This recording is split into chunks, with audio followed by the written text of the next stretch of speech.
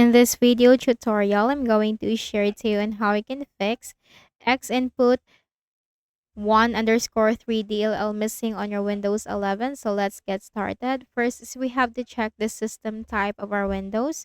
So go to the Windows search bar and search for system information. Click on it under the best match.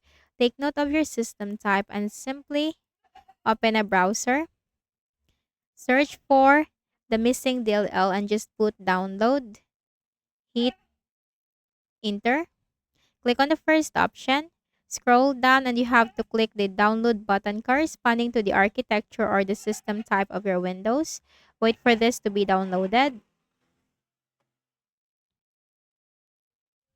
Once downloaded, click on the folder icon.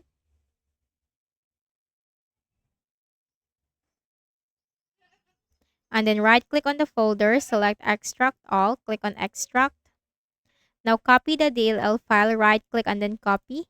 Go to this PC on the left pane, double click on the Windows C drive, scroll down to the Windows folder. Locate the System32 folder.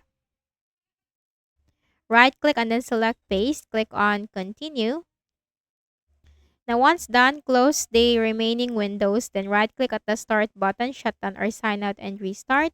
Second step, open a browser again and search for Visual C++ Redistributable and hit enter. Click on the first option.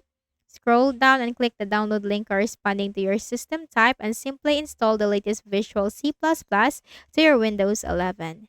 Also consider to update your Windows for the next method. Click on the Start button and go to Settings. From the list of options on the left pane, click on Windows Update and simply click the button from here. Okay, so make sure that your Windows is up to date. So I hope this video helped you. Kindly please do not forget to hit the like button and subscribe to this YouTube channel. Thank you for watching the video.